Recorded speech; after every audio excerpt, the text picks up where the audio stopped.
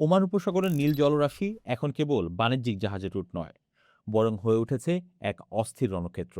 গত ১৩ মে ভোরে ওমানের উত্তর উপকূলে লিমা এলাকায় ভারতীয় পতাকাবাহী যান্ত্রিক পালতোলা কার্গো জাহাজ এমএসভি হাজি আলীর ওপর যে নজিরবিহীন হামলা চালানো হয়েছে, তা বৈশ্বিক সামুদ্রিক বাণিজ্যের নিরাপত্তাকে বড় ধরনের প্রশ্নের মুখে দাঁড় করিয়ে দিয়েছে। এই স্থানটি হরমুজ প্রণালীর দক্ষিণে অবস্থিত। সোমালিয়ার বারবেরা বন্দর থেকে পশু সম্পদ নিয়ে সংযুক্ত আরব আমিরাতের শারজা যাওয়ার পথে এই জাহাজটি একটি অজ্ঞাত বিস্ফোরক বস্তুর আঘাতে ধ্বংসপ্রাপ্ত হয়। ধারণা করা হচ্ছে ড্রোন কিংবা মিসাইল দ্বারা লক্ষ্যভেদী হামলার শিকার হয়েছে এই ঐতিহ্যবাহী কাঠের জাহাজটি। বিস্ফোরণের পরপরই জাহাজটিতে ভয়াবহ আগুন ধরে যায় এবং কিছুক্ষণের মধ্যে তা সাগরের অতল গহ্বরে হারিয়ে যায়। জাহাজটিতে থাকা গুজরাতের ১৪ জন ভারতীয় নাবিক ওমানি কোস্টগার্ডের সাহসিকতায় প্রাণে রক্ষা পেলেও এই ঘটনাটি মধ্যপ্রাচ্যের ভূ রাজনৈতিক উত্তেজনার এক নতুন ও বিপজ্জনক অধ্যায় উন্মোচন করেছে। ভারত সরকার এই ঘটনার তীব্র নিন্দা জানিয়ে একে অগ্রহণযোগ্য বলে ঘোষণা করেছে। পররাষ্ট্র মন্ত্রণালয়ের পক্ষ থেকে জানানো হয়েছে, বাণিজ্যিক জাহাজ এবং বেসামরিক নাবিকদের ওপর এ ধরনের লক্ষ্যভ্রষ্ট ও হিংসাত্মক হামলা আন্তর্জাতিক নৌ আইনের চরম লঙ্ঘন। যদিও নয়াদিল্লি এই হামলার পেছনে নির্দিষ্ট কোনো দেশ বা গোষ্ঠীর নাম সরাসরি উল্লেখ করেনি, তবে বর্তমান আঞ্চলিক প্রেক্ষাপট বিশ্লেষণ করলে অনেকগুলো নেপথ্য কারণ সামনে চলে আসে। চলতি বছরের ফেব্রুয়ারিতে লোহিত সাগর ও পারস্য উপসাগরীয় অঞ্চলে যুক্তরাষ্ট্র ও ইসরায়েলের যৌথ সামরিক অভিযানের পর থেকে ইরান ও পশ্চিমা দেশগুলোর মধ্যে উত্তেজনা এক চরম মাত্রায় পৌঁছেছে।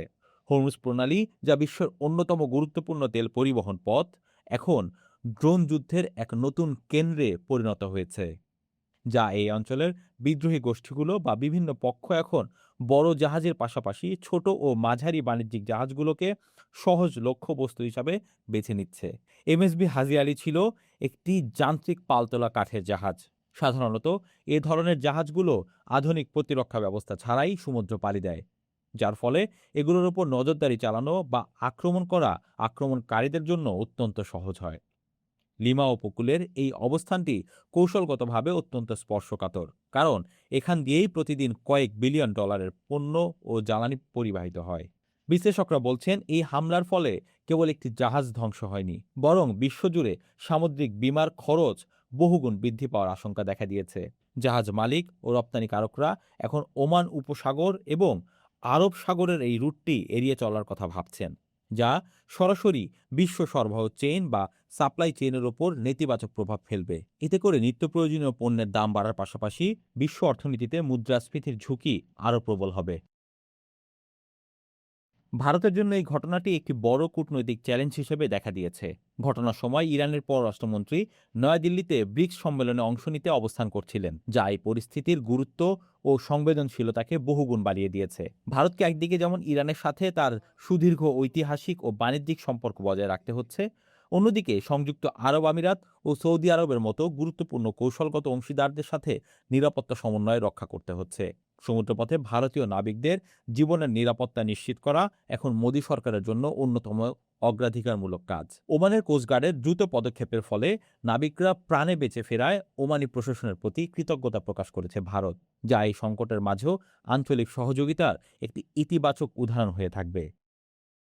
বিশ্লেষকদের মতে, মধ্যপ্রাচ্য শান্তি ফেরাতে যদি এখনই আন্তর্জাতিক স্তরে কার্যকর কোনো পদক্ষেপ না নেওয়া হয়, তবে এই ধরনের শ্যাডো ওয়ার বা ছায়াযুদ্ধ সমুদ্রপথের অবাধ বাণিজ্যকে চিরতরে রুদ্ধ করে দিতে পারে।